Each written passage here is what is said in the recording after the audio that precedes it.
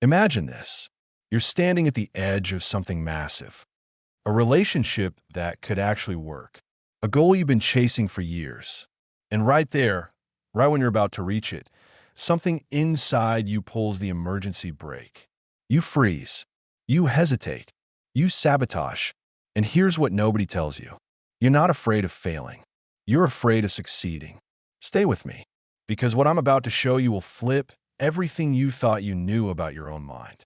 Everyone talks about fear of failure.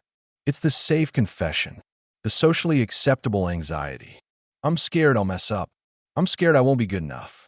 We wear it like a badge, like it proves we care. But that's the lie your brain wants you to believe. The truth, the real terror hiding in your psychology, it's not the fall you're afraid of. It's a climb. Because here's the secret nobody admits. Failure is comfortable. Failure returns you to what you already know. Your current life, your current identity, the version of yourself you've mastered. Success? Success drags you into unknown territory. Think about it. Really think about it. When you fail, what happens? You go back. Back to your old job. Back to being single. Back to the habits and patterns you've spent years perfecting. It stings. It hurts your ego. But it's familiar. When you succeed, everything changes.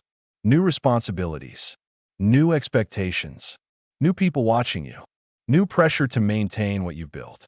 In your brain, your survival-wired, pattern-seeking brain sees that change as danger. Let me show you how deep this goes. Your mind has an upper limit, a ceiling you've unconsciously set for how much success, happiness, or power you're allowed to have. Psychologists call it the upper limit problem. And every time you get close to breaking through that ceiling, your subconscious hits the self-destruct button. You start a fight with your partner right when things are going well. You miss the deadline on the project that could change your career. You ghost the opportunity that terrifies you with its potential. This isn't weakness. This is your mind protecting you from the unknown. Picture this. You're about to get promoted. More money, more recognition, everything you said you wanted. But suddenly you're making careless mistakes. You're losing motivation. You're procrastinating on the final presentation. Why? Because that promotion means becoming someone new, someone you've never been. And your brain doesn't know if that version of you can survive. Here's what hits different. Success forces you to abandon your current identity. And your identity, even if it's painful, even if it's limiting, is the most comfortable thing you own. You spent years being the underdog, the one who struggles, the one who almost makes it, but not quite. That story defines you.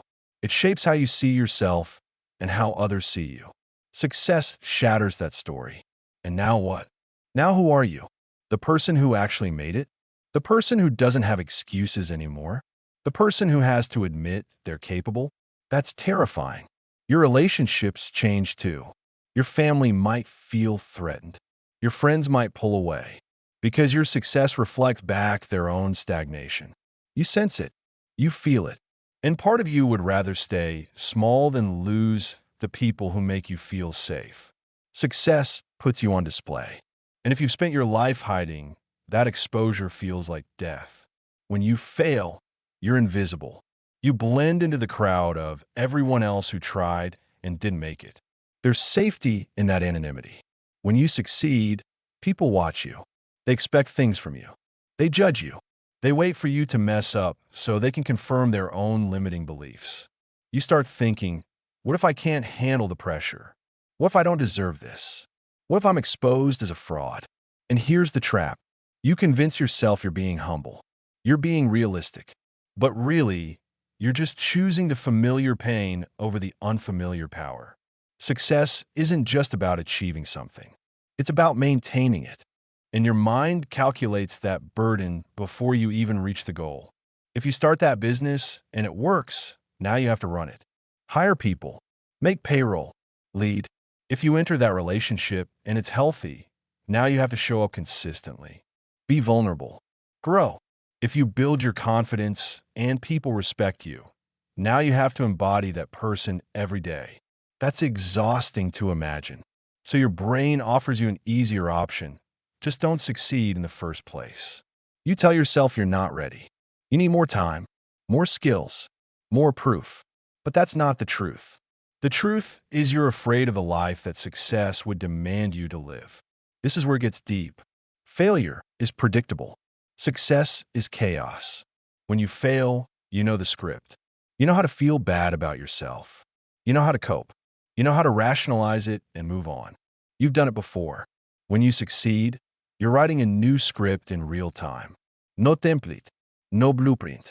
Just you figuring it out as you go. And that uncertainty triggers every survival instinct in your body. Your brain asks, what if I succeed and then I fall from an even greater height? What if I get everything I want and I still feel empty? What if I'm happier and I can't go back? These questions paralyze you because they don't have answers, and your mind hates that.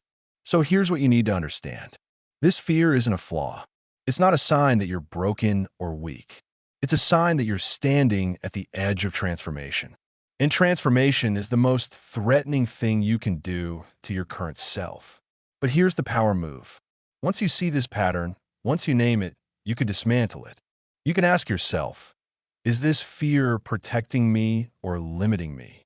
Is staying in my comfort zone serving my growth or just my anxiety? You can visualize success not as a threat, but as an expansion. You can practice being the person who deserves what they've built. You can sit with the discomfort of change until it becomes your new normal. Because the alternative is staying exactly where you are. Safe, small, unfulfilled. And maybe that worked before. But if you're still watching this, it means some part of you is ready for something different. The secret nobody admits is this. We don't fear success because we think we'll fail at it. We fear success because we know it will change us. And change, even positive change, feels like loss. Loss of the old you. Loss of the familiar struggle. Loss of the identity you've hidden behind. But here's what's waiting on the other side. Freedom. Clarity.